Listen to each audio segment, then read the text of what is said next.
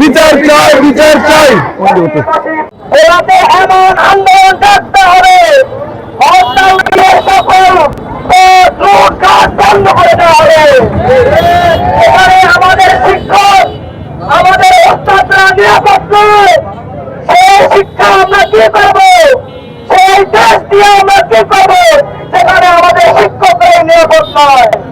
সুতরাং আমরা দাঁড়িয়ে বলতে চাই, যারা আমাদের শিক্ষককে নৃশংসভাবে হত্যা করেছে তাদেরকে অনতি বিলম্বে আগামী 24 ঘন্টার ভিতরে তাদেরকে। মানুষ সবচেয়ে নিরাপদ জায়গা হচ্ছে তার ঘর, সেখানে আজকে আমাদের একজন প্রান্তীয় শিক্ষক সেখানে নিরাপদ নয়, তাহলে মানুষ আর কোথায় নিরাপদ থাকবে? এই আমি দাবি জানাচ্ছি আমাদের যে ভোলা জেলার প্রশাসন রয়েছে তাদের কাছে। মানুষ যদি তাদের ঘরে নিরাপদ না থাকে, আমরা লালমোহর ইসলামিয়া কামিল মাদ্রাসার ছাত্ররা বলতে চাই, যে হত্যাকাণ্ডকে ধরেছে আপনারা যদি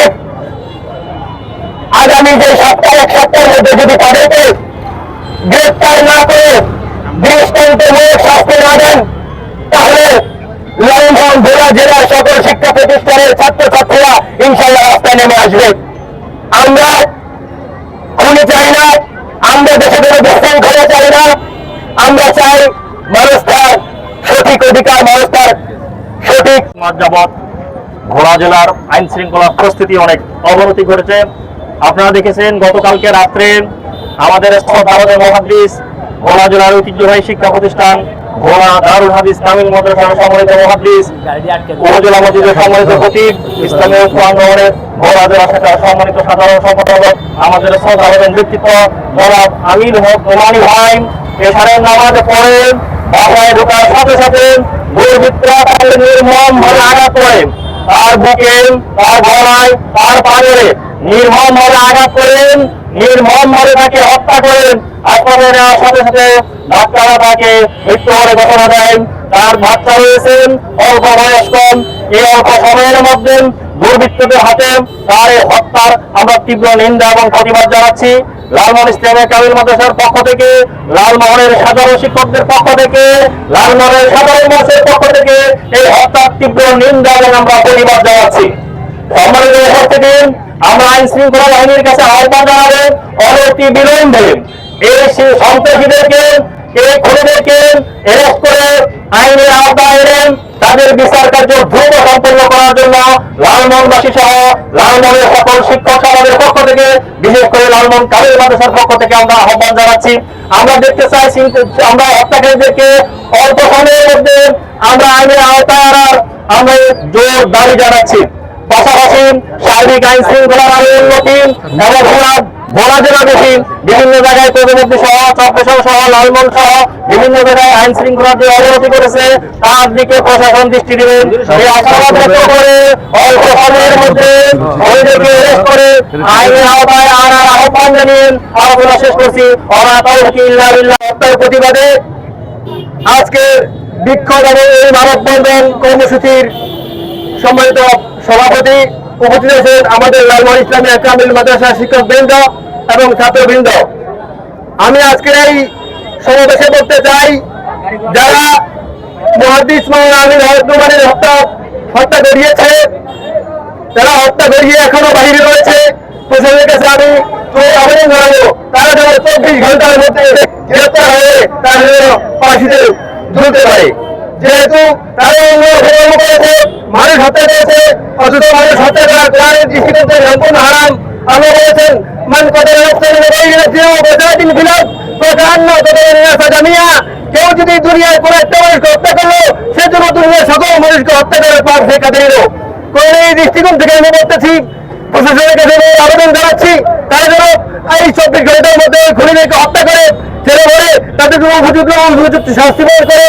আর আমরা এই লালমোহন ইসলামিয়া কামিল মাদ্রাসার পক্ষ থেকে এই জোর আবেদন জানিয়ে আমি ভোলা দারুল হাদিস কামিল মাদ্রাসার সম্মানিত মুহাদ্দিস মুফতি আলহাজ মাওলানা আমিনুল ইসলাম নোমানী সাহেবের নৃশংস হত্যাকাণ্ডের প্রতিবাদে লালমোহন ইসলামিয়া কামিল মাদ্রাসার ছাত্র, শিক্ষক এবং বিভিন্ন প্রতিষ্ঠানের শিক্ষকদেরকে নিয়ে আজকে চৌরাস্তার মাঠে আমরা যে বিক্ষোভ সমাবেশ মানববন্ধন করছি, আমাদের মূল উদ্দেশ্য একটাই, এভাবে নিরপরাধ একজন শিক্ষককে, একজন বিশিষ্ট আলেমে-দ্বীনকে, একজন ওয়াইদিনকে এবার পৃথিবী থেকে নৃশংসভাবে তাকে হত্যা করা হলো। আমরা এর তীব্র নিন্দা এবং ক্ষোভ জানাই এবং অনতিবিলম্বে প্রশাসন কাছে দাবি জানাবো তার এই হত্যাকাণ্ডের সুষ্ঠু তদন্ত সাপেক্ষে বিচার এবং তার ফাঁসি আমরা দাবি করছি।